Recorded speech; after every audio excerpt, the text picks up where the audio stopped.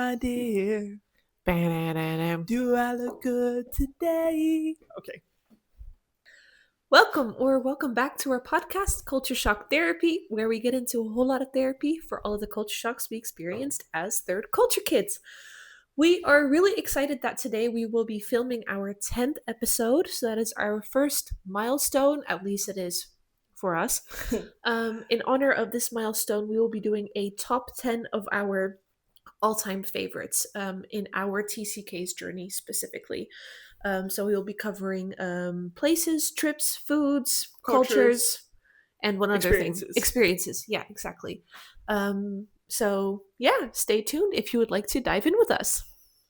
We are your hosts. I am Shana. This is my sister Tessa. And we're going to get into our top 10 experiences today. Yeah. So a quick cheers and a check-in. How are you doing? I am doing pretty all right. In the depths of the moving process, this coming Friday I will be moving, so quite busy with that. We've been cranking out a lot with our podcast, so we've been pretty busy trying to get ahead. Yeah, exactly. Because we'll be going on vacation around the same time. Which, I mean, it works out pretty well. So we're not like, losing 4 weeks, but just 2. But yeah. So that's all good. How are you? I'm good. I'm always happy when it's Tuesday because on Wednesdays I'm off. And then I haven't seen Bo in 2 days, so I get to just like hang out with him. Just life as usual going on. Yeah, cool. So we're going to get into our top 10 experiences spread out over 5 different topics. I'm going to start us off with like, I think the, lower level. As the ones who have been listening longer know, we grew up in a bunch of different places. For those of you tuning in for the first time, we spent my first 18 years, your first 20 years, moving all the time, living abroad, primarily in Singapore, but we lived in Malaysia, Philippines, America, Dubai, Netherlands. Penang? Yeah, that's Malaysia. Oh, yeah. Is that everything? Yeah, and a few, like, multiple times. Yeah. So it was hectic. Suriname? Suriname, yeah. Right, that's where I was born. So I'm curious to start us off. What is your favorite food? My favorite food. Okay, wait. Let's rate it. Number 10. Favorite food. Favorite food.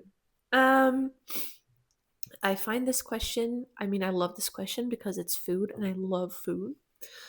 But I have so many like foods that I really really love. Yeah. And I'm gonna like try to boil it down to one cuisine, and that would be. I'm ashamed to admit I'm not specifically informed on which country it is exactly from, but I'm just gonna cap it under Singapore hawker food. Yeah. Beef hor fun. Oh, that one's good.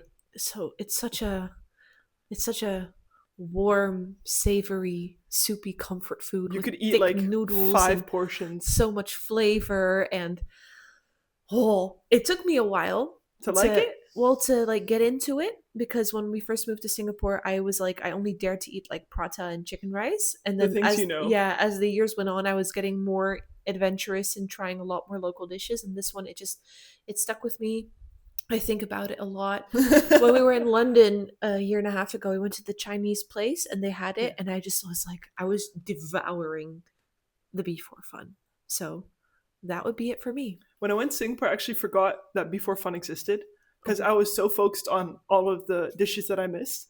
And then I went to the hawker that first night with Dad and a friend, and they ordered it, and I just like, when you get like the biggest surprise that makes you so happy in life, that was me. I think I ate like 5 plates of different foods, including beef hor fun.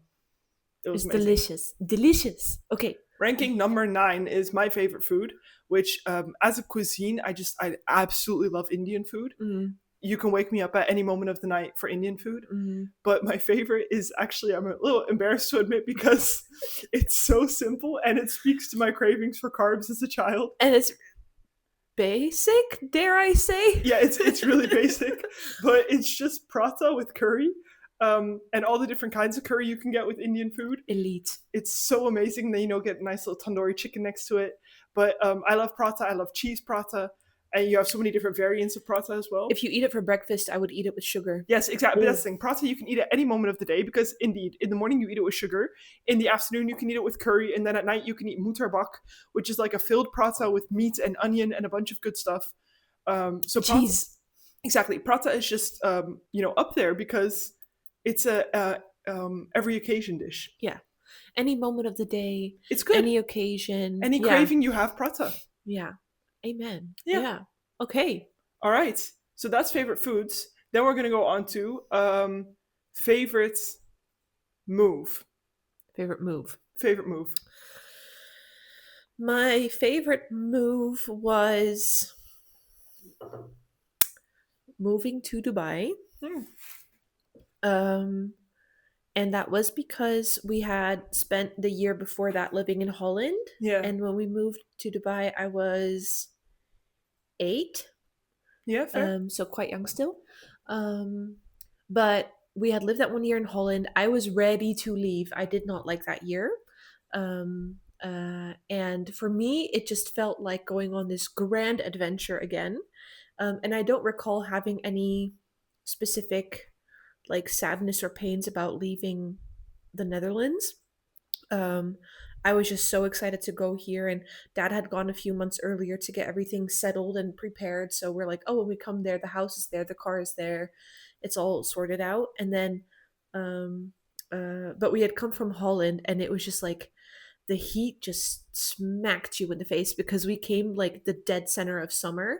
And we were dressed in long pants, long sleeve shirts with Yeah, sweaters so you because stepped out of the airport and it was just like this oven that you stepped in. And I remember specifically in that same summer, as we were like getting to know the area, our car had a thermometer yeah.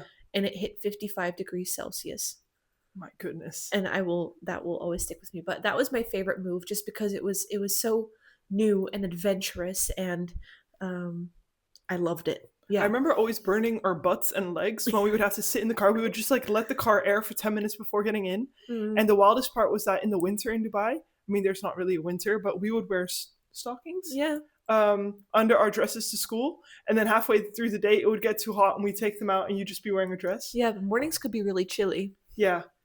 And now that you're saying, like, we went on this grand adventure, it makes me think how weird it actually is that, your parents tell you, hey, we're moving to this and that place. We just get on the plane and you arrive in a new country. It's like, okay, this is my new home. Like, Yeah. you just roll with it. I remember arriving at the house. It was late at night. It was dark. And then I remember specifically the little white gate we had in Yeah, the front. little porch. Not the porch, Yeah, like the entryway. yeah. And then going to bed, and I remember like I was chewing gum because our friends from Holland had given us a pack of like Bubblicious gum. Oh, yeah, I Yeah. forgot about that. And then Dad was like, "You need to spit your gum out before you sleep." And then he told me all the choking hazards on gum. And then the next morning, waking up and then really seeing what the house was like, what the neighborhood was like, and just being like, "Okay, well, we live here now." Yeah. I remember Dad would tell us that it was hot like we hadn't experienced before. And you and I were convinced, like, oh, so if you get a frying pan and you put it on the sidewalk, you can just like make an egg. And that was just our reference of, hey, it's going to be hot. Yeah. And I genuinely believe for the longest time we could make food on the sidewalk. Mm-hmm. Which, I mean, at some point of the day, maybe you could if you very slow cooked it before the food rotted, but It's not very hygienic. no. Yeah. But yeah, that was my... And the swimming pools were burning oh hot. my gosh, it was warmer in the swimming pool than out. And you go swimming, obviously, to cool off. That was intense. Yeah. Yeah. And Mom would run the bath for us, and then it would have to cool off first for half an hour because all of the water pipes had just gotten so hot that the water was just boiling. We burned ourselves. Yeah. And then like after half an hour, maybe an hour, we would be able to go take a bath. And you couldn't drink water from the tap because there'd be sand in it. Yes. There was sand everywhere. If Mom boiled potatoes every now and then, it's like... yeah. crunch. Yeah. Yeah, we had those water coolers. I remember. Yeah. How was your what was your favorite? All right, so that was ranking number 7 then of top experiences. 8. Sorry, number 8. I will Yeah. be going to number 7, which for me the favorite move was going to the US because I don't want to piggyback off of Dubai. I like the US because I was 4 or 5 when I moved there, and we had just spent 3 months in the Netherlands, and I wasn't really enjoying that much. I feel like we have a common theme here. But we moved to the US and it was just a simple time. Mm-hmm. I went to preschool, you were going to school. It was this really quaint little school and we had a little quaint house. We lived like, by a lake, and we made friends pretty quickly. with the neighbors, their kids, and it was just kind of like the idyllic image that you have of a family, Mm. living in a country and just Mm-hmm. enjoying life. And I love that America, I didn't use it at that time, but had drive-through Starbuckses because that's something I miss here. Yeah. Whenever I go to the drive-through, we have like a little food court close by. You can drive through the KFC, the McDonald's, whatever, but for Starbucks, you have to get out. And this sounds dumb, but with the baby, it's so much hassle just to like get a coffee, and I miss having a drive-through. Yeah. One thing I remember specifically about living in the US, because everything you're saying I recognize 100%. It was such a good, calm, Good time. enjoyable time. Loved it. Before life gets complicated. 10 out of 10 recommend. But I remember specifically on Saturdays, Yeah. we would go to Barnes and Nobles, Yes. and then we would get the black and white cookies from Starbucks. I was feeling a little bit nostalgic, as I do sometimes, and I just was like, is that something that happened, or is that something that I just like remember thinking that it happened? Yeah. So I googled black and white Starbucks cookies. I'm like, oh, they really exist. We really did Do they eat still them. exist? They still exist. Yeah, but the Starbucks just, I mean, not that I know, but they stopped serving it. I remember when we went back for a vacation, they didn't have them in the Yeah, it was so Starbucks sad. anymore. But that was always the highlight. We would get like a little juice box of High C, and I then see. High C, the fruit drink juice box, I can't even remember. and then have our black and white cookie. And then mom would be like roaming around the Barnes and Nobles, and we'd be playing in the kids section. Reading all the books. Yeah, That was reading good. Junie B. Jones. Yes, that was like That had really just like re-entered my mind after being buried like deep in the memory graveyard. Junie B. Jones. I had all the books. Yeah. That was like really cool if you read them. Yeah. Oh my gosh, I wonder where I have them. Oh, I I think we wanna have I them. wanna go like look at them and be like, oh, I remember reading that. I used to think I was such a book nerd when I was 7 because I read Junie B. Jones. Yeah. I can read. I mean, it's like 3 pages and really big fonts, but I can read. I read novels. Yeah. Okay. All right. So we've covered favorite food, favorite move, and now I'm curious to your favorite culture. My favorite culture. Also, again, a very hard question because I feel like in the cultures we've been able to experience, there's not really been a thing not to love. Mm, Fair. everything's had like its peaks and valleys. And I feel like we were never in a culture that was so intense that it was like hard as an outsider coming in, Yeah. or that the culture was so different that we couldn't adjust to it. Yeah.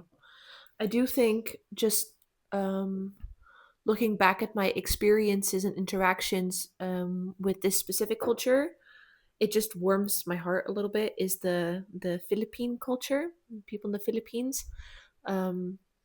I was speaking to a checkout lady at the Primark a Yeah. little while ago, and I was like, you sound familiar. It was just this comforting thing, and then later I'm like, I think she's Pinay. Pinoy. Pinay is for women. Oh. But the accent, love it. The whole not saying F but P, love it. Like Philippines, love it. The the friendliness, Yeah. the warmth, being so hospitable and welcoming.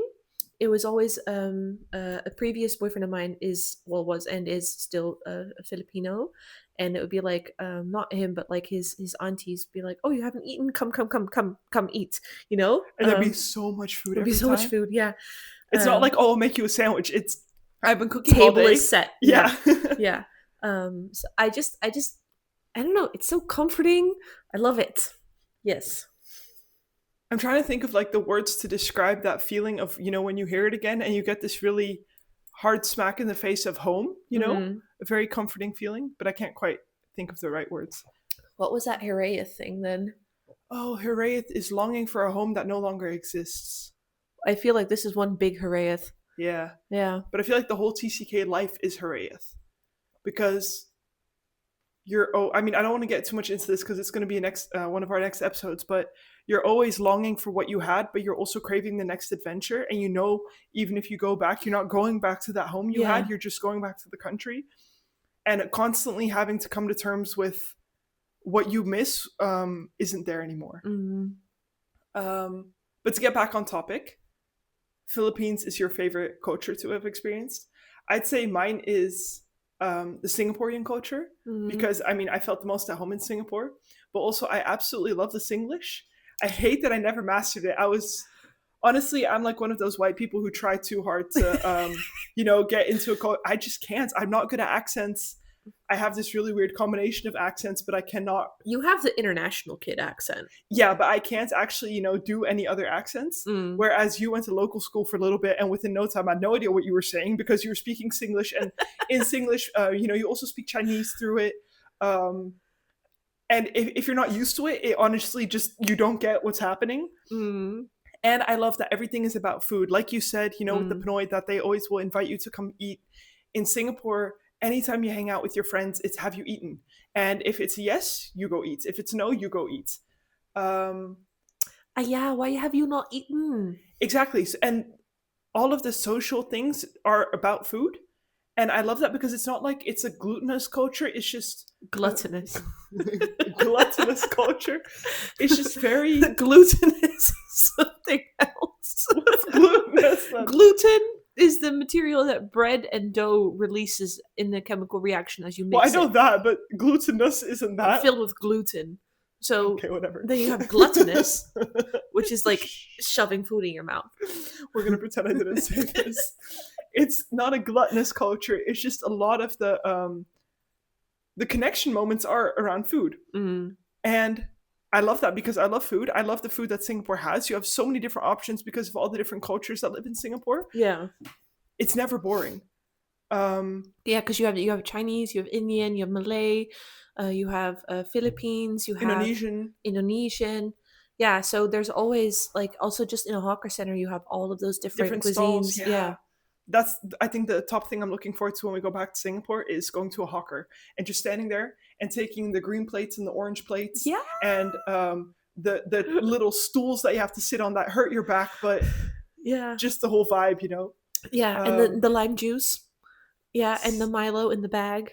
Drinking from a bag. Yeah. I mean, last time I went, they didn't really do that anymore. Maybe because of the plastic. Maybe. But I came It's a across good that memory picture. to have, though. I came across that picture recently. We can put it, down below in the video of us drinking from bags. One of the times we went back to Singapore. Send me that photo, please. Yeah. But no, I love the Singaporean culture. I miss it a lot, and I definitely say that was my favorite. Also because I experienced it the most vividly. Mm. I honestly can't remember some other cultures we experienced. I feel like that's why we talk about Singapore the most in our episodes, is because it was the longest, most vivid experience we had. Yeah. And I feel like we remember a lot from every move that we've had, but Singapore just made such an impact on us and became so much of our identity that's Yeah. kind of the thing we standardly like fall back on, how that was and the things we experienced there. And yeah. Yeah, I feel that. All right. So we've had our favorite food, Mm-hmm. our favorite culture, Mm-hmm. our favorite move, and then we still have to talk about our favorite experience and our favorite. What was the other one? Trip. Okay, we're gonna go to trip first because I want to leave the experience for the last the grand finale. Yeah. What was your favorite trip that you experienced in your first 20 years of life? Again, something I have been blessed to experience many trips. We were going on trips all the time. We would go to Bali regularly. We went to the British Virgin Islands. We went to South Africa. We went to Cambodia. Yeah. So we were so lucky to be able to experience so much. So again, with like all of those trips, it's also like, oh, that was really good and stuff. But I think purely nostalgia based was when we went back to Florida. Yeah. After living in the Netherlands for a year before going back to Dubai. And I feel like that's my favorite because that's the first time we went back to go visit a country that we had left. Yeah, is it? Yeah. To go visit the people and because we had really made like conscious connections with people and some of them were still in touch to this day. And I remember landing in Florida and driving, it was a 3-hour drive to the place that we would be staying. And I don't know if you remember this, but we lived in a cul-de-sac. I honestly don't remember the entire trip. Like, I remember where we No, lived, no, but but like where we lived, yeah. we had the cul-de-sac. And outside of the cul-de-sac, you had this like large staircase with water running down it. Yeah. Driving past that was just like, we're back. And I was so excited. And we had such a good time that trip. And we stayed the first, I feel like, week in a hotel of some sort. And that's the first time I had real American grilled cheese. So, like, fried in a pan with butter. Delicious. Oh man, you know the friends that we stayed with later in that trip. Mm. Whenever you and your friend were at school, me and my friend and her mom would make us grilled cheese like that, but one-sided. So it was just like butter, bread, and then a bunch of sprinkled cheddar, and just like that. And oh my lord, So good. so So delicious. good. And I know it's like really chemical and everything, but the Pillsbury cinnamon rolls. Oh, But I feel like there's a lot of things that I we had in love the US Pillsbury. that Yeah. was really chemical, but it was so good. Like the Kraft mac and cheese. Yeah. That's just, I still eat it to this day. And like we said in the previous episode, it's gross. It's so chemical, but just the I love it. nostalgia of eating I it, love it. it makes me so happy. And my husband will start gagging if I like make it, but Yeah, people make fun of me for eating it, but I love it. And every once in a while, I just need my Kraft mac and cheese, exactly. or the Pop Tarts. Yes. Even though Pop Tarts, whenever I eat them, they disappoint. Yeah, But just the idea of having them and Twizzlers. exactly. Mm, Those I can't not eat them. mm. And Cheez-Its. Cheez-Its. Yeah, Last yeah, year when my friend visited from the US, she brought Cheez-Its for me and Twizzlers. yeah. And I tried so hard to like, spread it out every day, just have like 2 or 3 Uh-huh. Cheez-Its. But eventually then I got pregnant and I was just a ravaging, Yeah, well, you trash can't really can. blame yourself at that And I point. ate everything in one go. I did a order at a expat shop recently, and I know I see on TikTok like all of these things with like ranch sauce. I'm like, I know I've had this, and I feel like I really liked this, but I haven't had this in 10 years, so I can't recall what it tastes like. Yeah. So I went on the site and I just bought like this massive bottle of American Ranch. Dude, what if you don't like it? I like it, but it's not like I remember. Hmm. Yeah. So that was a little bit disappointing, but obviously I got like the Betty Crocker cake mixes and the cream cheese frosting and the mac and cheese. Oh my gosh. Anyway, so I loved Florida. That was your favorite trip. Yeah, that was my favorite trip. And yeah, because in other trips you experience like a lot of cool stuff and exciting things, but this was just from a nostalgia point of view, it just gave like Made a this different warm impact. feeling. Yeah. Yeah. How about you? I think my favorite trip is going to South Africa Mm. because we went there in between Dubai and Singapore. And we spent 3 weeks there, and it was 3 weeks of just like trekking around in Kruger National Park. Kruger, right?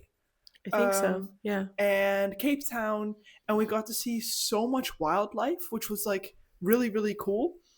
I don't feel like we had experienced something like that before. Mhm. And the entire 3 weeks was just really educational, I want to say. And we spent time in Cape Town exploring there, which is really cool. And we're gonna get into this like in our experiences, but something really sick happened there. And yeah, I don't want to share too much about that already. I'm kind of dawdling. I don't know what to say about this. Well, I mean, it was really nice. Cape Town was beautiful. And climbing Tabletop Mountain. Yeah. I remember being really disappointed because we wanted to go to that island where that one person... Nelson Mandela was held. Was it Nelson Mandela? Yeah. But then it was too stormy that day and we couldn't go. But We went whale sighting. Yeah. So I just feel like we experienced so many really cool things that you don't experience on just any trip. If you go to Bali or if you go to Dubai, you experience other cool things. Mm. But South Africa just kind of tops it in the Nature rawness and of the nature. actually, I feel like it's a little bit enlightening as well, just seeing nature like that, just roaming free and how majestic it is. And Yeah. realizing, I mean, I was 10, I think. And I remember the guide talking as we were going through this drive safari thing. And he's like, basically explaining that this certain animal, I don't remember what it's called, but it looks like a really large cow with horns. Yeah. It's not a bull, but I know it's like the horns that look like it has pigtails, like that yeah. crow. Yeah. But like Buffalo? basically maybe it was buffalo. I don't really know, but it was in the Big Five. Yeah, And he was saying like if they're like hunting you and they got you pretend you're don't dead. pretend you're dead because they will if they see or sense any movement in you, like you're groaning in pain or you're trying to escape, they will just torture you for the sake of torturing you. Like they will throw you up with their horns and stomp on you.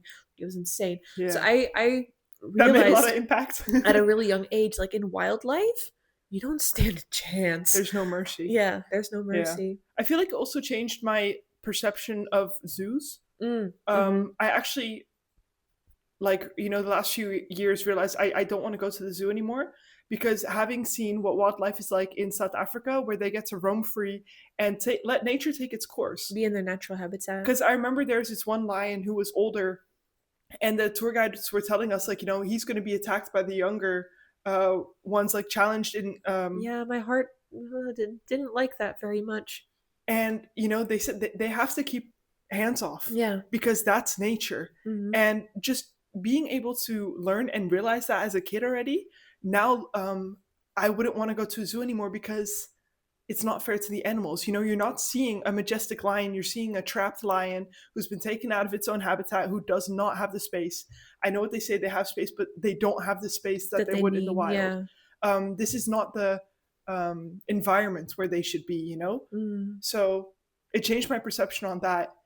And it was just really intense to see, like, elephants. You don't realize Love how big and elephants. majestic they are, or giraffes. Love elephants so much. And just sitting in your Jeep, kind of hoping that they're not going to storm And you. giraffes are so friendly. Yeah, but just like, you see photos, but you don't realize how big they are. It's majestic. Yeah. Yeah. I love elephants and giraffes so much. Yeah. So talking about, South Africa, Yeah. I want to go into your top experience. Yes. My top experience was in South Africa, as you may have guessed. Um, the resort that we were staying at, which was the wildlife safari resort, it was like with the animals, kind of. And they had adopted this one cheetah. I don't remember what her name was. Savannah. Savannah, exactly. Savannah had been rejected by her mother because there was something wrong with her paw. So she was taken in by the two people who run the Chikudu Lodge. yeah, the lodge. So Savannah was very like humanized, I guess, was comfortable around humans. And we come back from a safari and we enter the lodge, and there's just like this bar and people having drinks and a good time and stuff. And Savannah is just sat on the bar and she's fully grown. Yeah. And I remember my eyes just like popping out of my skull, like, What oh am I my looking gosh, at? that is crazy. It was like surreal. Yeah. Mom and dad took pictures because she just sat there and like did her Royally. royally did her little thing of, okay, you guys can take your pictures, and just flaunting herself, and then very calmly Had just enough walked and off got the up. bar. Yeah, she was over it. And that was such a cool, majestic, magnificent, awe-inspiring experience I will never forget. What was yours? Well, I actually, when we were talking about this episode, I mentioned my trip to India, Mm. which it was a really great experience, because, I love Indian food, getting to eat so much Indian food, and just being in India, exploring. We got to work there up on Yelagiri Mountain. I'm pretty sure we were helping build a basketball court, but I'm not entirely sure anymore. It's been a while. But it was really cool getting to work there. But now that we're talking about this, I think, well, it would sound crude if I said this is my favorite experience, but one that made a lot of impact on me was when we were in the Chikuru Lodge, we decided that we were going to go walking with lions. Mm-hmm. And I remember right before we went, Mom and Dad came to me. They're like, hey, the rangers just spoke to us and they said that you're too small. Only time I've ever been too small for something. For people who don't know, I'm 187 centimeters. So You're 6'2". Yeah. Always the tallest around. But I was too small for it, because I was in eye height Yeah. of the lions. In the eye line. Yeah, and they would see me as prey, so they're like, yo, for safety, we're not going to let you walk with them. And then Mom and Dad decided to not let you either. You would come with me in the In the Jeep. van, yeah. and mom and dad would go walking with the lions. But this ranger, he was really sweet. He's like, oh, I'll take you guys. Maybe for context, these lions were also around humans. They were not just a wild pack of Yeah. lions. It was just like Savannah. It might be good to disclaim that a little bit. Not that we're like a bunch of like idiot white people like, let's go walking with lions. And end up missing an arm Yeah. and like near-death experience. Yeah, Sorry, but I thought it was an important disclaimer. It is. It was basically a lion that had a similar story as Savannah did. That Chobi was rejected by his mother and taken in. And Chobi actually met a dog when... Prince. Really? Wasn't named Yeah. Prince? When Chobi was still a cub. And some reason thought the dog was its mom. And those two were best friends. So, it was so sweet. It really was cute. So, I mean, from a distance. But we had a really sweet ranger who was like, hey, you can't go on the lion walk, but I'll follow in a Jeep and you can, still kind of experience it. And they were so clear at the start, don't wander off from the group. You need to stay in your pack because that's safety. The lion's going to see you as prey otherwise and vulnerable. And we're just like driving behind this group. And eventually this ranger just starts cussing from here to Tokyo. And we look up and we see this couple had wandered off from the group and decided that, rules don't matter. We can just do whatever we want. And lo and behold, this lion does run after them and starts clawing them in the legs and getting them. And honestly, I mean, it ended okay, obviously, but I don't remember. It was more like a warning, I feel, than actual aggression. Yeah, but I don't remember even how they de-escalated the situation. I just remember seeing that and be like, oh, dang, okay. They're not messing around. Exactly. Listen to the rangers when they tell you something. And after that, they felt bad that we couldn't go on the lion walk. And there was a cheetah that had been like really sleepy and kind of dormant is the wrong word, but it had basically not moved in 2 weeks. It was kind of depressed. So they're like, okay, it was like this really big cage around a field. So an entire group could stand in it and you would still not be close to the cheetah, that kind of cage. And our parents and the group was already inside. The cheetah was chilling. And the ranger was like, okay, this cheetah's chill. I'm going to walk in with you, but then you can kind of experience the, whole experience. And lo and behold, we walk into this cage, and the first thing that happens is this cheetah gets up, beelines towards us. Eye contact, like unbreaking, unyielding eye contact. I remember thinking I want to run. And before I could even do something, because running is super stupid, Dad grabs my arm and pulls me behind him. Mom and Dad surround us. The rest of the group is told to surround them. And all the rangers are standing there with their weapons ready to... And a large chunk of meat. I remember one carrying out like this... I feel like it was like this big. I think it was just a leg of like... Yeah, to distract something. It. Yeah. And then we were led outside of the group. And I didn't, in that moment, realize the extent of what was happening. Because you freeze. Yeah, and all of a sudden you're surrounded by a bunch of people and all of a sudden you're outside of the cage and you have no idea what just happened. So to us it was kind of like a cool experience of, oh, I almost got eaten by a cheetah. But yeah, that was in Dutch you say op het randje. Yeah. Yeah. But if you talk to mom and dad about it, mom's like, stop talking. I don't want to think about it. I still get nightmares. I'm like, okay, sorry. Yeah, and dad said like even though he didn't really know better at that point because we were all with the rangers and doing everything under... And you trust what they say. Under their company and guidance. He said that was like the biggest regret ever. It could have gone so wrong. It could have gone south so quickly because what you experienced is what I also feel I experienced. I remember just like having this staring contest with it. Which is probably why it came... Like, that's the dumbest thing you can do. Yeah, but you freeze, right? Yeah. And I was just like standing there and just like staring at it and like I saw it like the predator walk slowly like towards you, and then I was like, this is it. Also what you said, wanting to run but you can't move. Yeah. And then everything just went super fast. Yeah. I don't remember what happened after that. Like, I don't remember going back to the lodge. I think I only remember that night, like in my next memory. Well, I don't know how it was like for you, but like that walk from being surrounded to out of the cage felt like an eternity. I don't remember that. I feel like what I remember is like from a bird's eye view. Like I was watching it happen, but I can't remember what, later you kind of fill in what you don't remember. This is very compatible for EMDR. You think you're just having a nice conversation and immediately you start talking that I need therapy. But that's okay. It's a mutual feeling. But no, I think that was like not necessarily my favorite experience, but definitely the most impressionable that happened. It's always like the wildest story that we have, and that I always like kind of keep for like at parties or like things like that. Yeah, Because even when I tell it, still I still feel what I felt back then. really. Like that, your chest just tightening and being like honestly, the sense of like impending doom. Yeah, And then remembering that, feeling like, oh, everything going in such slow motion, and all of a sudden everything going on like mega fast forward, and like the goosebumps. the goosebumps. Yeah, I mean, it's cool because it ended well. Yeah, That's why it's cool. it would have been very, very, very traumatic if something had happened to one of us, Yeah. or someone else from the group. You know, and you experienced that. Yeah. Yeah, we're lucky. We got off very well.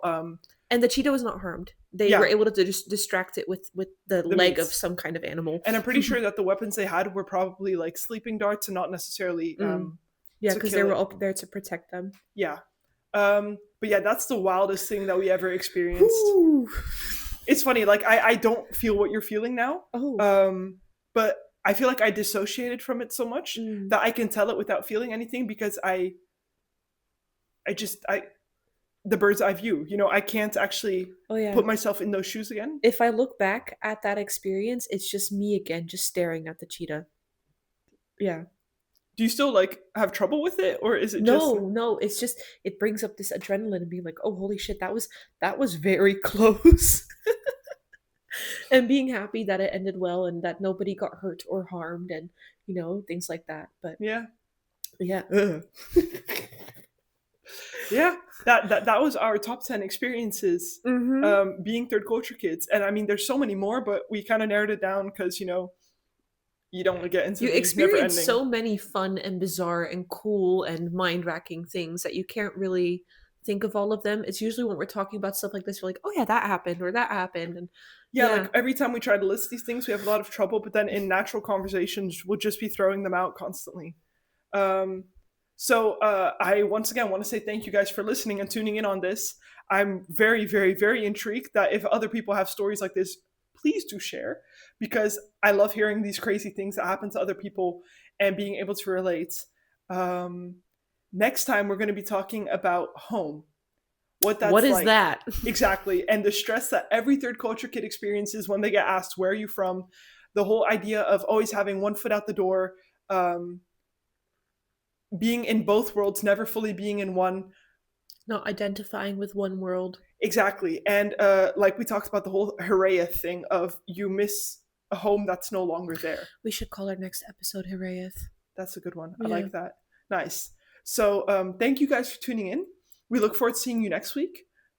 We would really appreciate it if you like, comment, subscribe, share. Ram bam! Do the whole ram bam. It helps us out a lot. We still love seeing your reactions, so keep doing those. And we will see you next week. Thank you so much for watching. See you. Bye.